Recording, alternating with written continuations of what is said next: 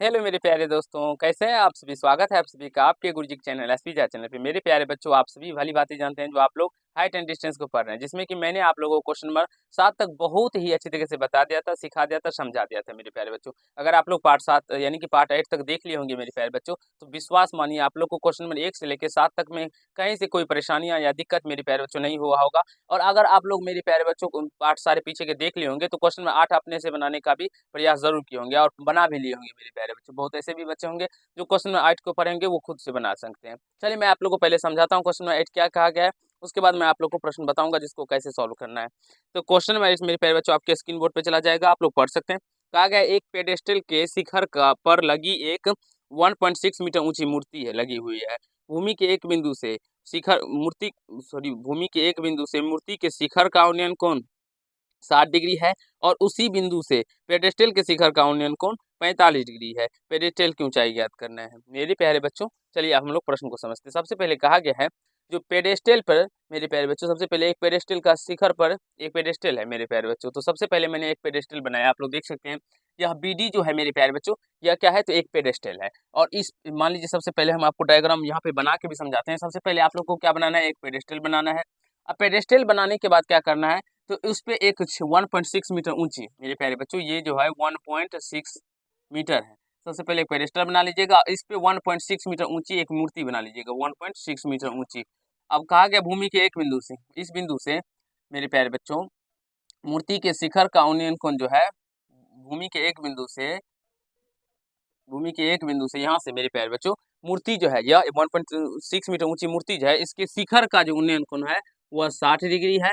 और भूमि के इसी बिंदु से मेरे प्यारे बच्चों पेडेस्टल के शिखर, तो मान लीजिए ये पेडेस्टल है तो पेडेस्टल का शिखर तो यही होगा ना, चाहे पेडेस्टल का शिखर के या मूर्ति का तल के, दोनों एक ही होगा मेरे प्यारे बच्चों। तो पेडेस्टल का शिखर कह रहा है इसमें, तो पेडेस्टल का शिखर यही होगा, इसका जो उन्नयन कोण है वो 45 डिग्री है। तो इस प्रकार से डायग्राम यहाँ पे भी बनाया गया है और यही बात वहाँ पे भी कहा गया था मेरे प्यारे बच्चों। आशा है आप लोगों को समझ में आ गया होगा।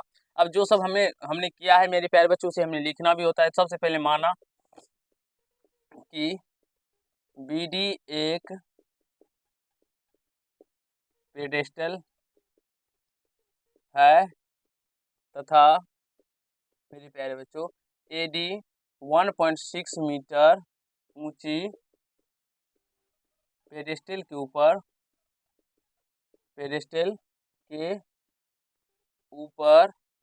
लगी हुई मूर्ति है। मेरे प्यारे बच्चों पेडेस्टल के ऊपर लगी हुई क्या है, तो यह मूर्ति ही है ना बाबू, देख लीजिए एक बार। हाँ मेरे प्यारे बच्चों, तो यह पेडेस्टल के ऊपर लगी हुई क्या है, तो मूर्ति है। अब कह रहा है भूमि के एक बिंदु C से, आप चाहे तो लिख सकते हैं भूमि के एक बिंदु C से मेरे प्यारे बच्चों यहाँ से लिख सकते हैं भूमि के एक बिंदु, या छोड़ दीजिए इसको, लिखना चाहे तो लिख भी सकते हैं नहीं तो छोड़ सकते हैं, ठीक है। चल तो हमें देखिए पेडेस्टल के ऊपर लगी हुई क्या है, मूर्ति है। तो हमें ज्ञात करना है,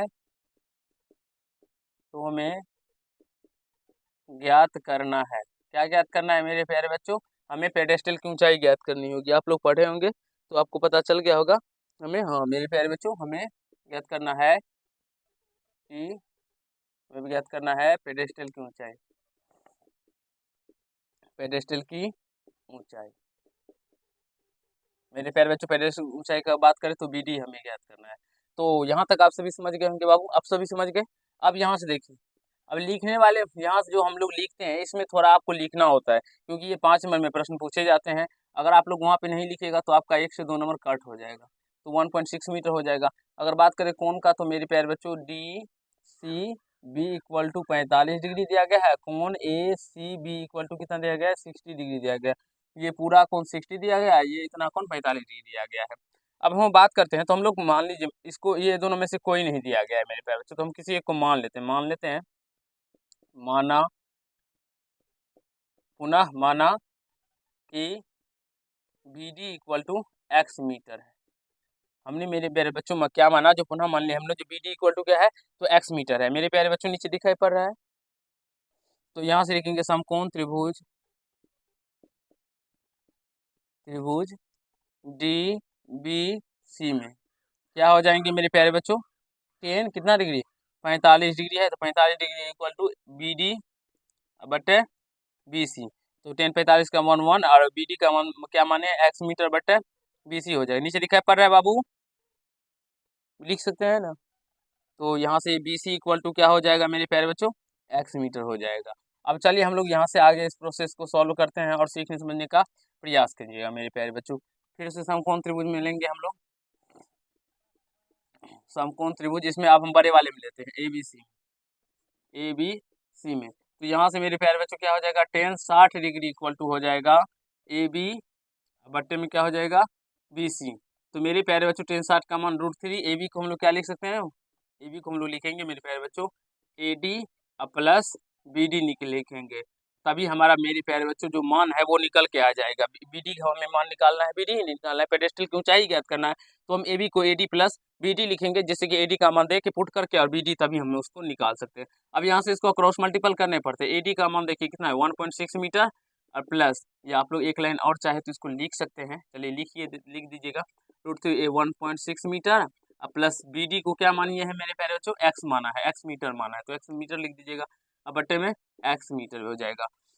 तो आप लोग देखिए यहाँ से, तो क्रॉस मल्टीपल करने पे ये क्या हो जाएगा मेरे प्यारे बच्चों, x √3 मीटर इक्वल टू क्या हो जाएगा 1.6 मीटर प्लस x मीटर हो जाएगा। x मीटर किधर ले जाने पर ये x √3 metre minus x metre हो जाएगा। अब यहाँ से 1.6 मीटर हो जाएगा। तो यहाँ से क्या कीजिएगा, तो x कॉमन लेने पे ये √3 minus 1 metre equal to 1.6 metre हो जाएगा।